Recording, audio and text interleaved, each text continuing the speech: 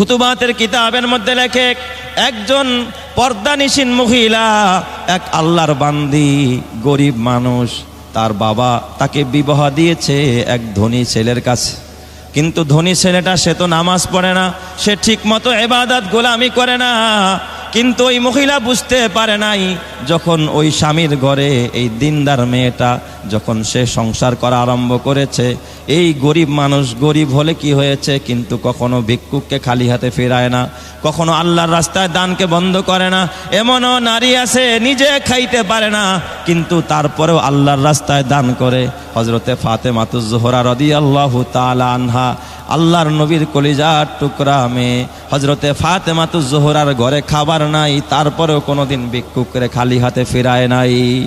ওই মা বিবাহ হয়েছে গরিব মানুষ, কিন্তু তার স্বামী ধনী। স্বামীর ঘরে যাওয়ার পর একদিন দুপুরবেলায় খাবার খাইতে বসেছে, হঠাৎ দরজার বাহির একজন ভিক্ষুক এসে নক করেছে। আয়েশা বলে, মা গো, ঘরে কেউ আসনি? আল্লাহর ওয়াস্তে আমাকে কিছু খাবার দাও। স্বামী বেচারা আসছিল বড় বদমেজাজি। স্ত্রী ডাক দিয়া বলে, স্বামী গো, একজন ভিক্ষুক এসেছে, তাকে কিছু ভিক্ষা দাও। তুমি যাও তাড়াতাড়ি তাকে কিছু ভিক্ষা দাও অথবা কিছু খাবার দাও।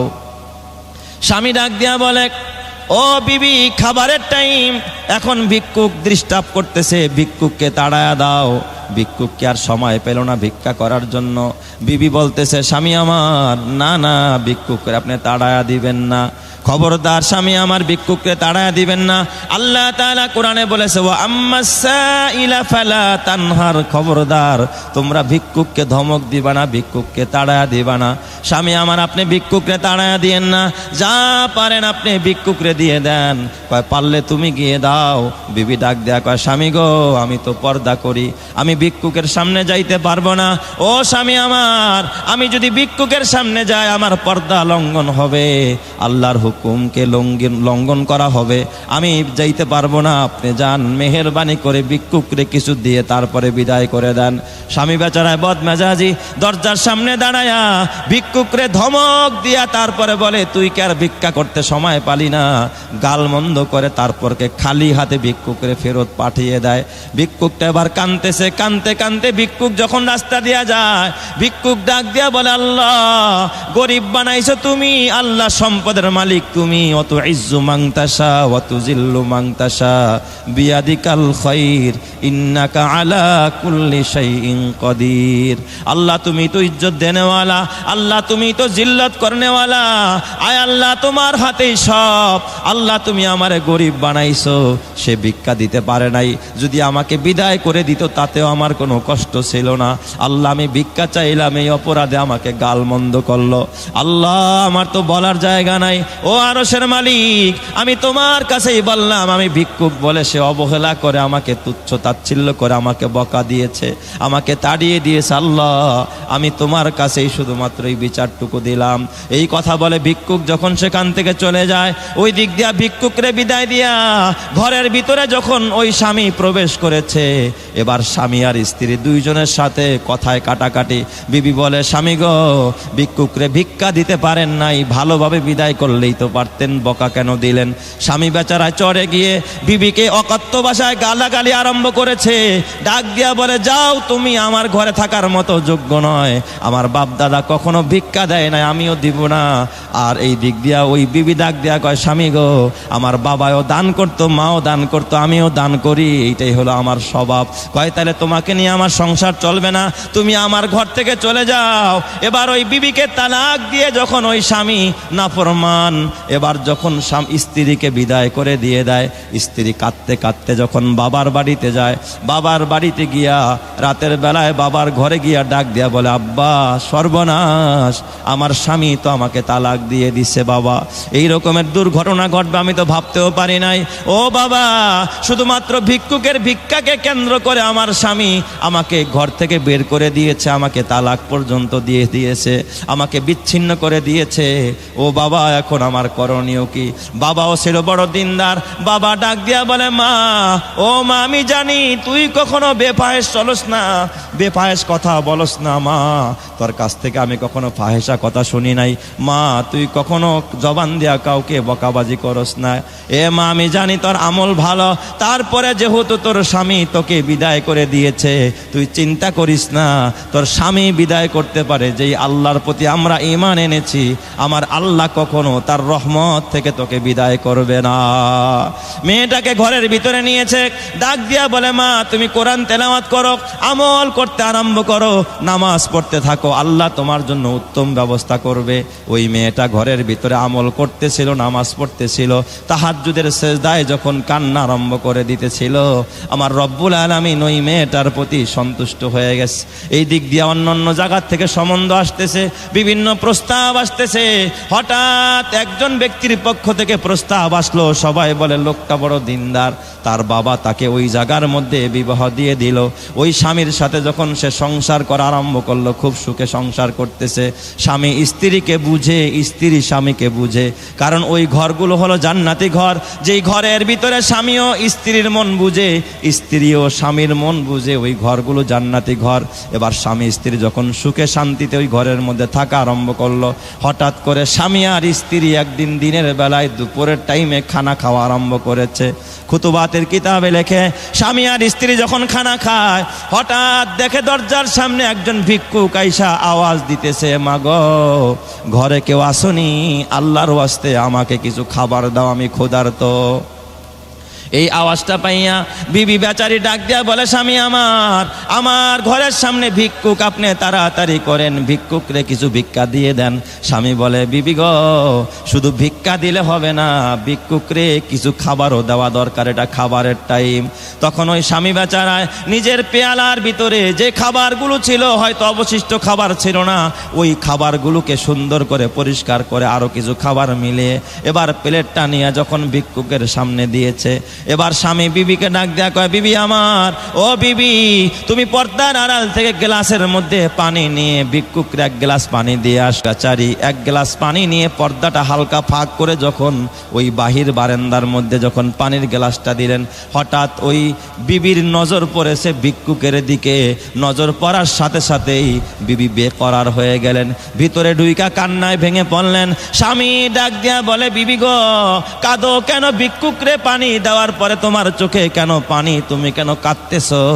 বিবি বেচারি ডাক দেয়া বলে, স্বামী আমার, আমি কি বলবো আপনাকে আশ্চর্য কথা। ও স্বামী, আপনি তো জানেন না, আপনি শুনেছেন আমার আগে একটা বিবাহ হয়েছিল। ও স্বামী আমার ওই স্বামী ছিল বড় ধনী, তার ঘরে আমি যখন সংসার করেছি, একজন ভিক্ষুককে অবহেলা করার কারণে, একজন ভিক্ষুকের সাথে খারাপ ব্যবহার করার কারণে তার সাথে আমার ডিভোর্স হয়ে যায়। সেখান থেকে আমি আলাদা হয়ে যাই, সে আমাকে আলাদা করে দেয়। ও স্বামী আমার, আজকে যেই ভিক্ষুকটা আমাদের বাড়িতে ভিক্ষা করতে এসেছে, এটা তো আমার সেই আগের স্বামী।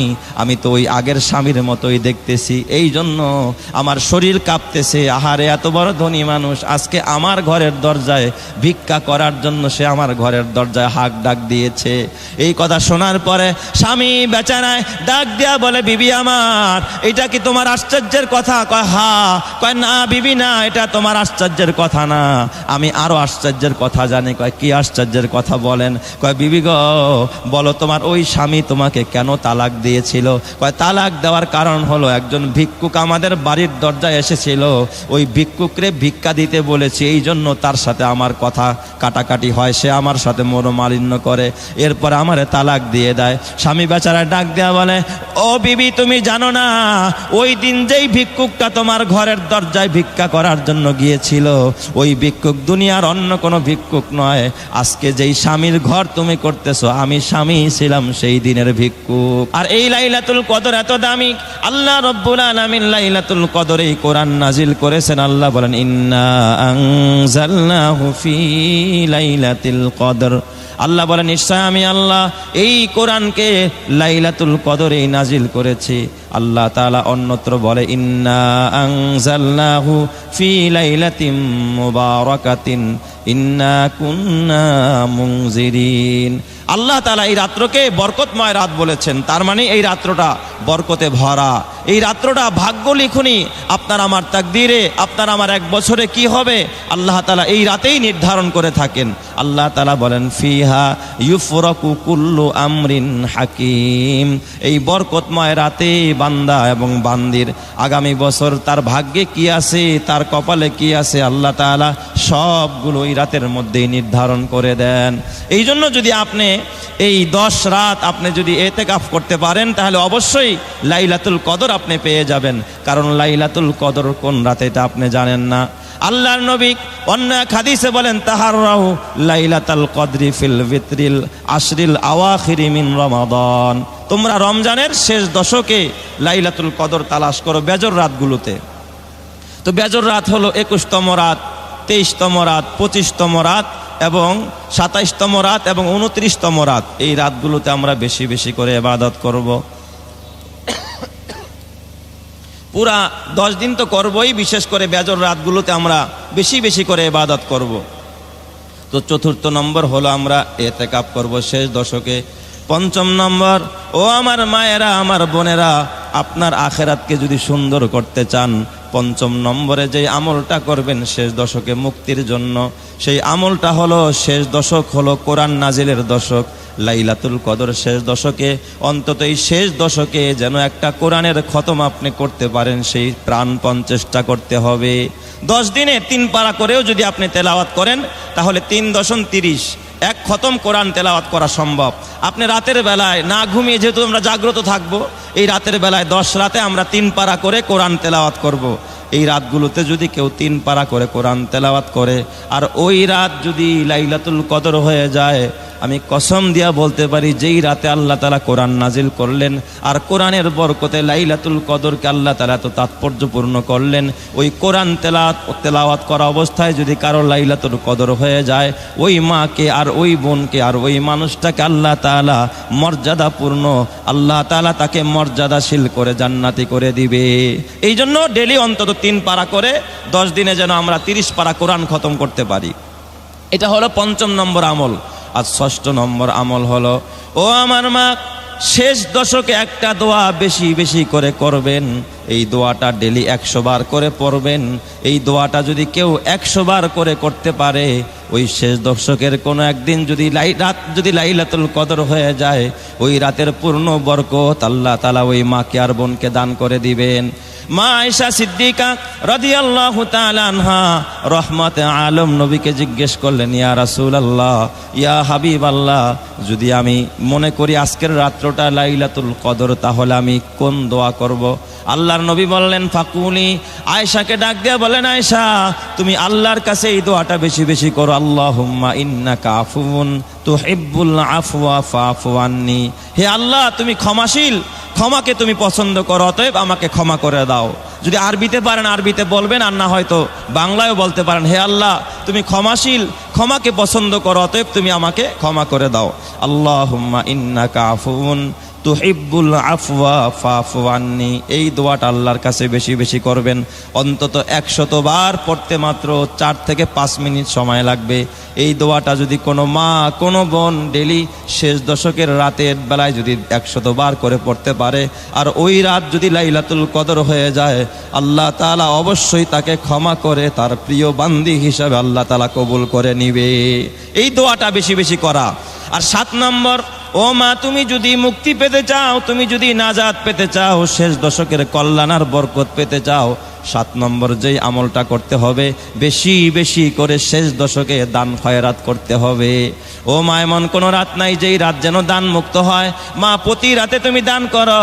বলতে পারেন, হুজুর, আমি রাতের বেলায় কাকে দান করব? আমি তো ঘরে থাকি। মা, নিয়ত করবা, আজকে এই 100 টাকা আমি আলাদা করে রাখলাম, এটা আমি মধুপুর মাদ্রাসায় পাঠাবো। এই 100 টাকা আমি অমুক গরিবকে দান করব। এক জায়গায় জমাইতে থাকো 10 রাতের জন্য। এইভাবে করে 100, 200, 500, 1000 যা পারো তুমি জমাইতে পারো। কারণ হাদিস হাদিস শরীফের মধ্যে আসছে, আল্লাহর নবী বলেন, আস-সাদকাতু তুতফিউ গাদাবার রাব্বি ওয়া তাদফাউ মিতাতাসসু। কোনো মা আর কোনো বোন অথবা কোনো মানুষ যদি দান করে, আল্লাহ তাআলা তার প্রতি রাজি হয়ে যায়, তার গোস্বা প্রশমিত হয় এবং আল্লাহ তাআলা তার বিপদ আপদকে দূর করে দেয়। আল্লাহ তাআলা আপনার প্রতি রহমত নাজিল করবে। এই শেষ দশকে বেশি বেশি করে দান করা। আর 8ম নম্বর আমল হলো, ও আমার মায়েরা, ও আমার বোনেরা, আপনারা যদি আল্লাহর কাছে প্রিয় হতে চান, আল্লাহর কাছে দামি হতে চান, তাহলে এই শেষ দশকে আরেকটা আমল করবেন। সেটা হলো মা, আপনি বেশি বেশি করে শেষ দশকে আল্লাহর কাছে ক্ষমা চাইবেন, ইস্তেগফার করবেন।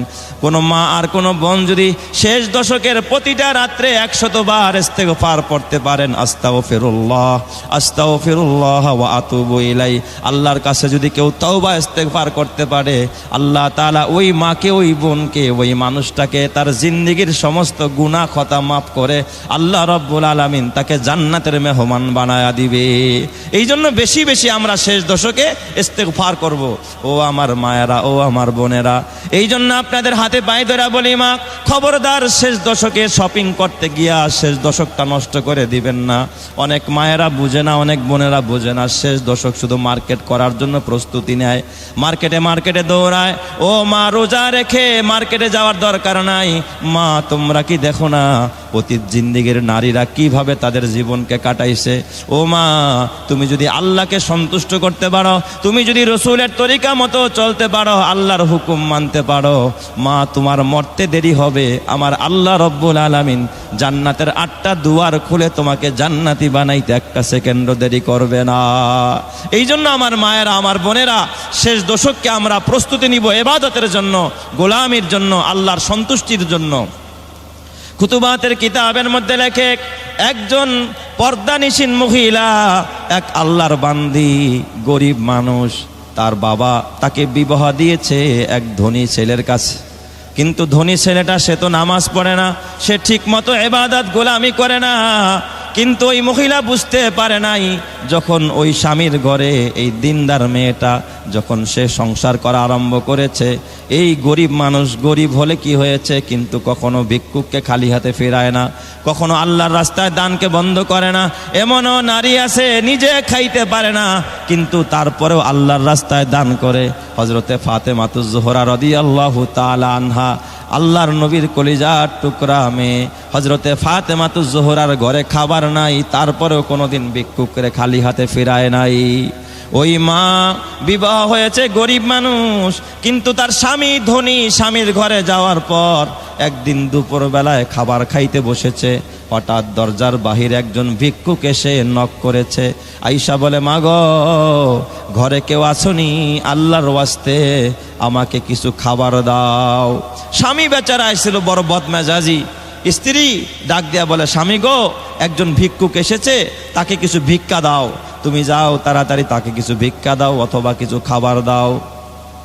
স্বামী ডাক দিয়া বলে, ও বিবি, খাবারের টাইম, এখন ভিক্ষুক ডিস্টার্ব করতেছে, ভিক্ষুককে তাড়ায়া দাও। ভিক্ষুককে আর সময় পেল না ভিক্ষা করার জন্য। বিবি বলতেছে, স্বামী আমার, না না, ভিক্ষুককে আপনি তাড়ায়া দিবেন না, খবরদার স্বামী আমার, ভিক্ষুককে তাড়ায়া দিবেন না। আল্লাহ তাআলা কোরআনে বলেছে, ওয়া আম্মাস সাইলা ফালা তানহার, খবরদার তোমরা ভিক্ষুককে ধমক দিবা না, ভিক্ষুককে তাড়ায়া দিবা না। স্বামী আমার, আপনি ভিক্ষুককে তাড়ায়া দিয়েন না, যা পারেন আপনি ভিক্ষুকরে দিয়ে দেন। কয়, পারলে তুমি গিয়ে দাও। বিবি ডাক দেয়া কয়, স্বামী গো, আমি তো পর্দা করি, আমি ভিক্ষুকের সামনে যাইতে পারবো না। ও স্বামী আমার, আমি যদি ভিক্ষুকের সামনে যাই আমার পর্দা লঙ্ঘন হবে, আল্লাহর হুকুমকে লঙ্ঘন করা হবে, আমি যাইতে পারবো না। আপনি যান, মেহেরবানি করে ভিক্ষুকরে কিছু দিয়ে তারপরে বিদায় করে দেন। স্বামী বেচারায় বদমেজাজি, দরজার সামনে দাঁড়ায়া ভিক্ষুকরে ধমক দিয়া তারপরে বলে, তুই কি আর ভিক্ষা করতে সময় পালি না?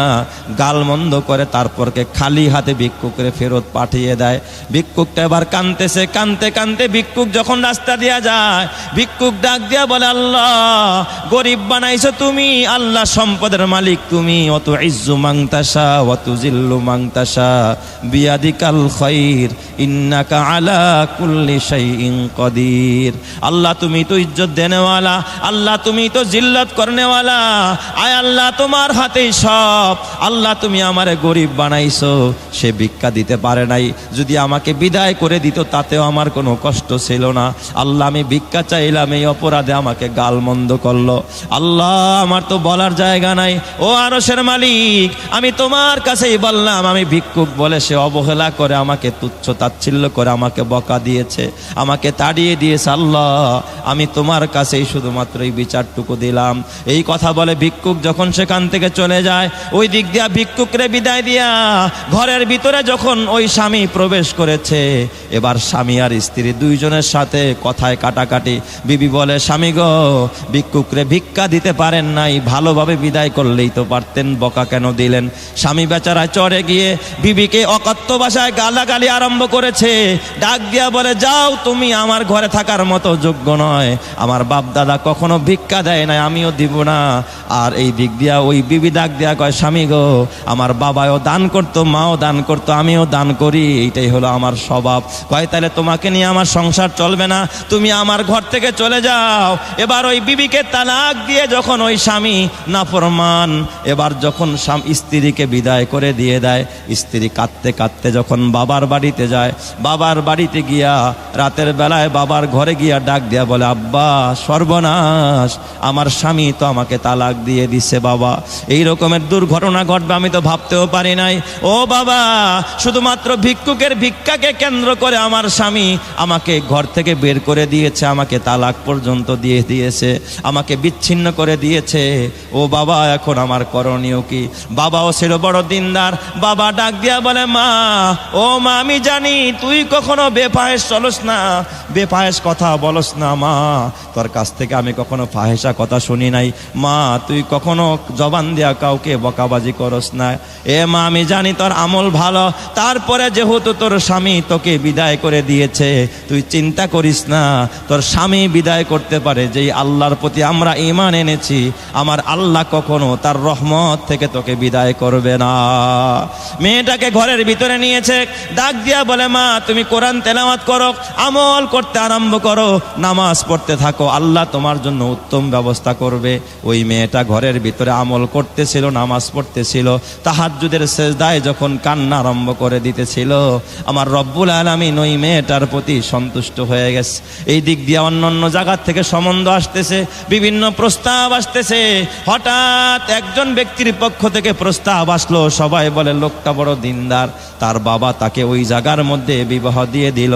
ওই স্বামীর সাথে যখন সে সংসার করা আরম্ভ করলো, খুব সুখে সংসার করতেছে, স্বামী স্ত্রীকে বুঝে, স্ত্রী স্বামীকে বুঝে, কারণ ওই ঘরগুলো হলো জান্নাতি ঘর, যেই ঘরের ভিতরে স্বামীও স্ত্রীর মন বুঝে, স্ত্রীও স্বামীর মন বুঝে, ওই ঘরগুলো জান্নাতি ঘর।